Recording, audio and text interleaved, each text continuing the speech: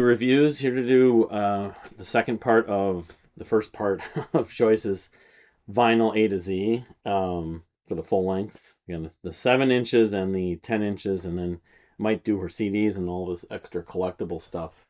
So I was actually not correct. I missed, in fact, 2 studio records. She has two, not one, but two, looks like Japanese um, pressings of the self-titled debut album.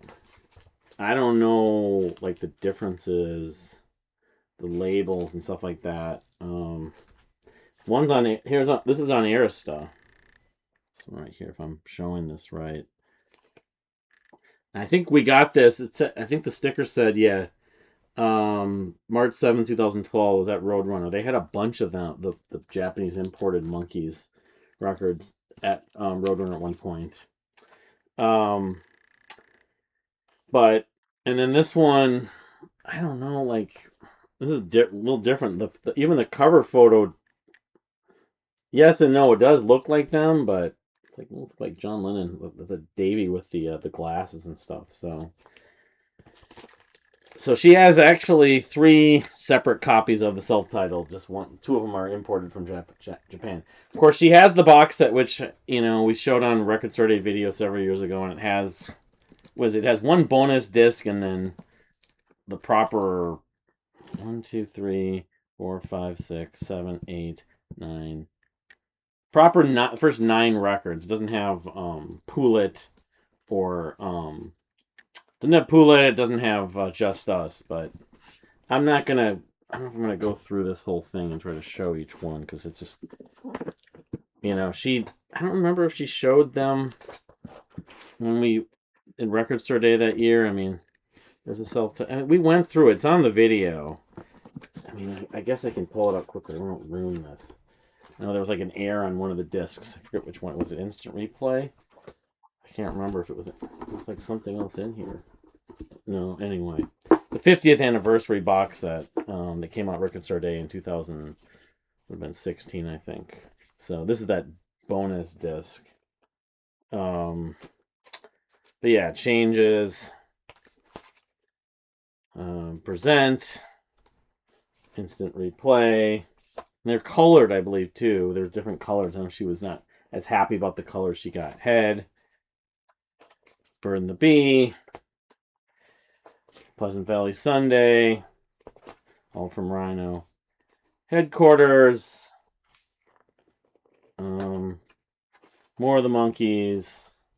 Which, by the way, I didn't mention the Christmas Party was the name of the last Christmas band and the self-titled debut.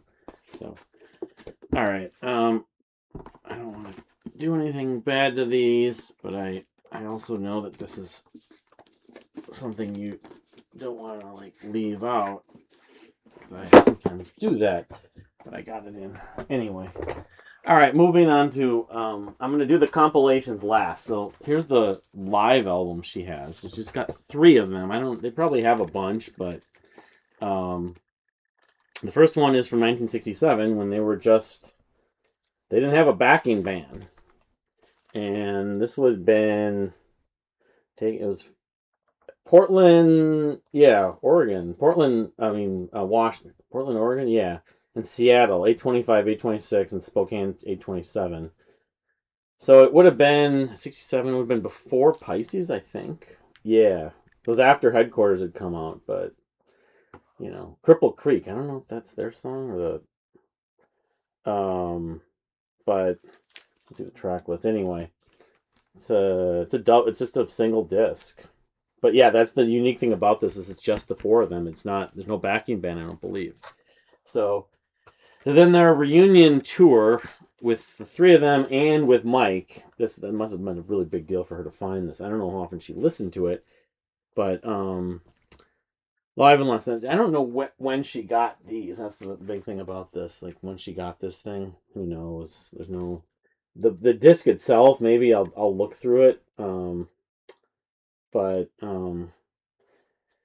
yeah, because Mike was with them when she became a fan. Mike wasn't when they did any live touring. Mike wasn't with them except this one with Michael Nesmith, September 7th, 1986 in Los Angeles. They do listen to the band and what other Nesmith stuff did they do? That's basically it. But there's video of this, I believe, too. But I don't know when she got this. It'd be nice to see a sticker, but Bird Brain Records anyway. World Tour anniversary. And then, of course, the last one she has is not as rare because it just came out a few years ago. It was with the Mike and Mickey show, but I did get it signed by, I think Mike and Mickey, or is it just Mike? Yes, for Joyce. So she must have ordered this on the website or something like that, because this is after Peter had already. This would have been Mike and Mickey's show, so it would have been.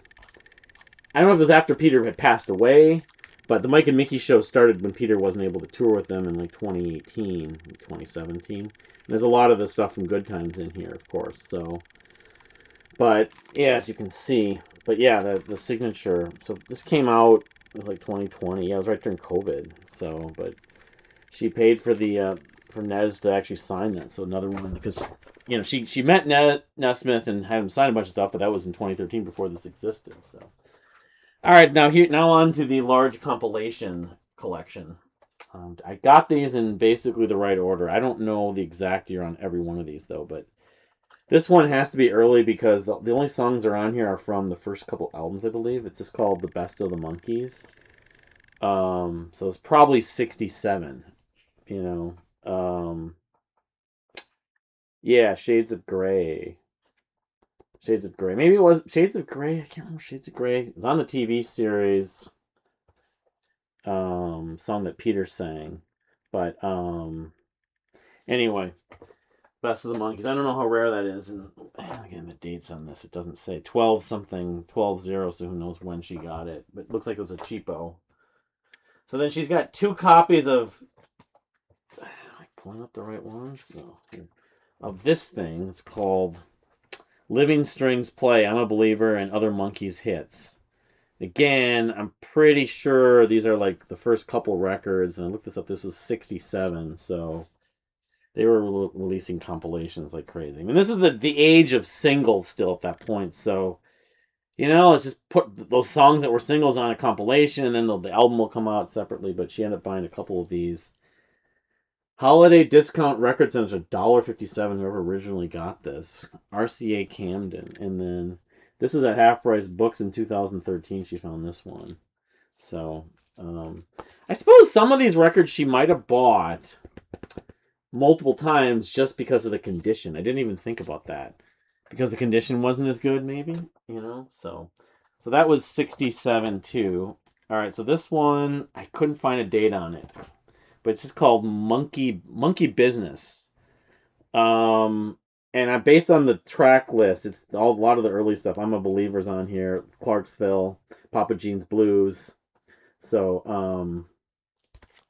part of a series, Windcoat or something like that. But, yeah, I would assume this is 67. I don't know when she got this. It's in mono. It's probably 67. Could have been, yeah, or 68. Probably 67. But, gosh, yeah, no. I want to make sure I do this right. I don't get thrown off by that. Okay. I'm doing this. Oh, no, I'm not doing that right. That's why. Yeah, sorry about this. I just need to make sure these are being right. Okay, moving on. This one we used to see a lot, but he only had one copy of this. I'm not surprised. It's called this Monkees Greatest Hits. Is black or brownish with like orange, like a Halloween font. On colgems, so it's got to be the early stuff. It's the greatest hits though. But again, Shades of Grey. A lot of the Daydream Believer is on this, so this might have been. I think this is 60. This is 69. Yeah, this is after The Bird and the Bee. So make sure this is on. All right. Oops. Let me do it this way. All right. No, that was 69. All right. All right. I gotta do something here. No, Kasha, you can't be playing around with that. No, I think you're gonna have to go outside here. I'm sorry, little kitty. This is gonna be the new norm because that's what happens. All right, Monkees. Another Monkees greatest hits. This came out in '72 though, so I think this is a little bit later, and I don't think the track list is identical, though very similar probably. But it's got "Listen to the Band," which I determined was on Present. A little bit of me, a little bit of you. Yeah, I mean, a lot of the tracks are the same, but oh. And then okay, we would see this often, but Refocus it's called. The Monkees Refocus, and this I determined came out in '72 also. So this has the Monkees theme. A lot of the same tracks were used when they picked these out, different labels and stuff like Bell Records. All right, so now she's got 2 copies of this, and I know after spending time with her record shopping and looking for stuff, I had never seen this after seeing other Monkey stuff, and I thought this was kind of rare, and it turned out it wasn't that rare. And I didn't find the year on this, but I thought I saw. I looked. Actually, I did pull one out. I think it's '76, and it's sort of that style of when they did drawings and stuff like that. Not caricatures, but and I'm not even sure the track list. I'd have to pull it out on this, but it was kind of like very artiste, but probably budget also. I mean, I don't know if it cost nothing, but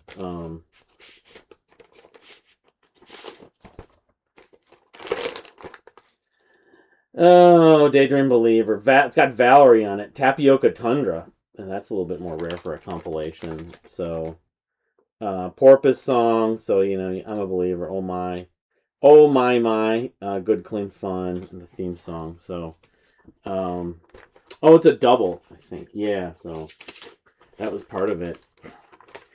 I mean, the track list: Sunday Man, Listen to the Band, Nice to Be With You. The track lists on these are, it's almost like it's like half of the tracks, or 60% of them, are a lot of the same songs, and then there's another half, or like maybe 40%, are something else, variations. But she's got 2 copies of that. That was '76, and this is '79, I believe. It's called 40 Timeless Hits from the Monkees, just like that one. This has Mickey's signature on it. I don't know why she had Mickey sign this, or maybe she bought it. It says 30-day warranty, 30-day limited warranty, January 27th paid, Peaches Records. I don't know. Of all the records that have Mickey signed, I'm thinking that the original owner of this, although, yeah, probably met Mickey and had him sign it. So, but yeah, this is a double. This is it's double. Yeah, this is 40 tracks. So this is like a big compilation, especially for '79. Yeah, it's got some stuff on it that aren't on other compilations. Mommy and Daddy. Um, D.W. Washburn's on here. Steam Engine '99. Love to Love. So it has some songs that Love is Only Sleeping isn't on too many of the compilations. So Words. Anyway, it's a pretty cool compilation, actually. I don't know how easily it's found. In fact, it's got Mickey's sign. It helps. That was '79, so now she's got this one. I didn't move that over. It's just called The Monkees, and this was '81. It has like an '80s look to it, but again, this is a double. Teardrop City, Porpoise Song, Look Out, Here Comes Tomorrow, Alternate Tidy, Randy Scout Skid. It says alternate time. Sometime in the Morning, Take a Giant Step. So again, it's like 60 to 70%, your Daydream Believers, and I'm a Believer, and Clarksville, and Pleasant Valley Sundays. But then, or like Mary Mary's on a. They're bigger songs, and then I know what she's saying. I'm just gonna do this later. But that's a double also from '81, and this one I believe is '82. Because if I'm looking at this stuff, this is Arista.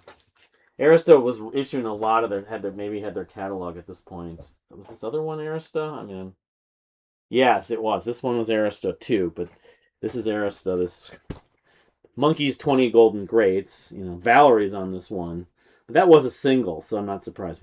What am I doing hanging around? For Pete's sake, someone wrote little check marks on there. It's like, well, this song's good, this song's not good, or maybe they're collecting the singles. I don't know. But this was 82. So again, probably seeing the Monkees in syndication at that point. But and then all right, the same year I believe it was the same year. Maybe it was 84. This picture disc was issued. Yeah, it was 82, and this is on Rhino. It's a compilation from the, she got two of these. And again, when she bought these, I want to say she bought these with me, but I could be wrong. Monkey Business, they're called.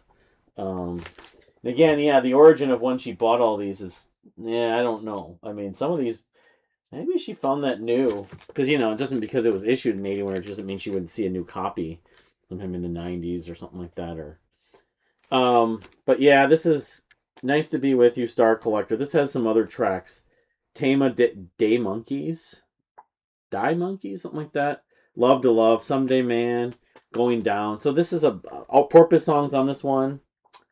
But we would see this a lot. So I think at one point, I think she knew she had it and we didn't buy it again. Picture discs, of course, they don't really play often. So that was 82. This is another 82, Arista. More greatest hits of the Monkees. So maybe they released a different one. Like they did let's do one greatest hits and another greatest hits, because they had so many hits they couldn't fit it all on one vinyl. They didn't do a double. Cuddly Toys on this one, Words. And this is what is it? I can't read what that says. This is Arista also, and again the origins. Affordable Arista low price album series. Hasn't even been opened. Actually, the shrink wrap's still in there. So who knows if she got that relatively recently? But that was 82 also. So you had at points you had Arista and Rhino issuing the same thing. So here's a Rhino compilation from 84. So at this point, maybe Rhino had the hits. It's called Monkey Flips, Best of the Monkees Volume 4, 14 swinging songs. And this one has some daily nightlies on this. Gonna Buy Me a Dog, Teardrop City, Good Clean Fun, Zoran Zam. So this one, whoever picked this track list out at Rhino was more of a deep track. Where Love's Only Sleeping's on here, but none of the biggest hits are on here. Oh my, No Time was sort of somewhat big. Circle Sky's on here, but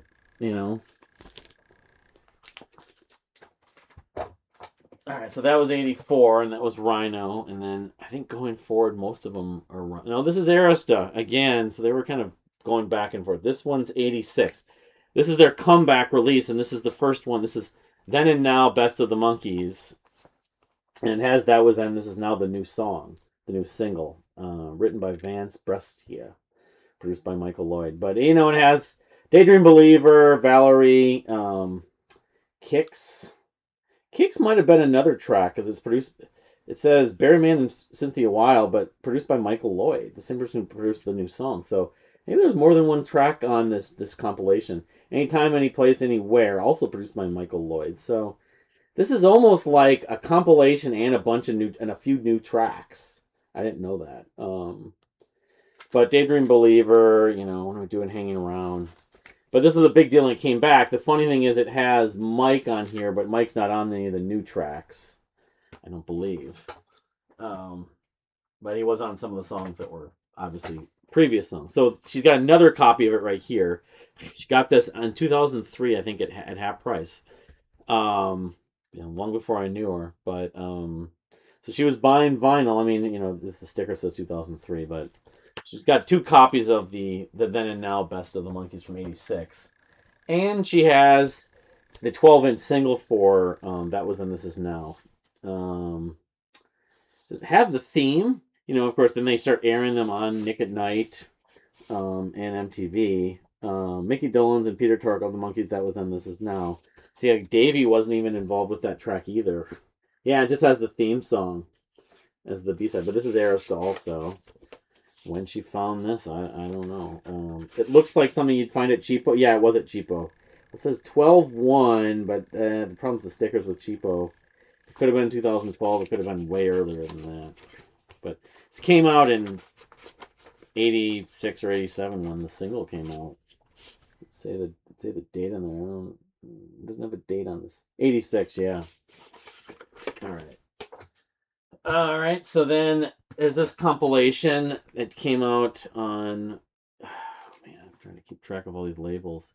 This is, I think it's Arista also. No, actually, I'm wrong. This was 85, so this is pre. I didn't have these in the right order. Record 2 set, the Monkees record Hit Factory. When Love Comes Knocking, that one's not as often. Forget the Girl, but D.W. Washburn, yeah, Porpoise Song, Through the Looking Glass. This is kind of a hit. Shorty Blackwell. This definitely has a mixture. Tapioca Tundra, the Monkees themes. Tomorrow's gonna be another day, but I wonder if she opened this. She might have. Let's see tape though, but Monkees Hit Factory. Pear Records is the name of the label, so. I don't know. She got it used, I would guess, but I don't know, when. Sometime probably in the 2000s, maybe 90s, late 90s, something like that. All right, so then these aren't really compilations. They're kind of, in the grand scheme of the Monkees catalog, at least it was all unreleased music. These are the Missing Links series, so they're not compilations from previous releases, but they're not like, they're just sort of hodgepodges or whatever, which I don't know these records at all, unfortunately. Although I think there's some different versions, like Circle Skies on one of these, but this is the first one, which came out in 87, so that was right after. Must have come out on CD. Maybe it was cassette. I don't know. Well, maybe it was vinyl, because some of these say they were reissued. This is an original. I thought that she's got 3 of them, or 4 of them actually. That's what it is. She's got, this is the original pressing on Rhino of Missing Links Volume 1. And then this is the reissue that came out. It's like 2021. Yeah, it was 2021 on Rhino. And of course, there's 2 different covers. It's weird. I don't know. Or no, one of them is Volume 2.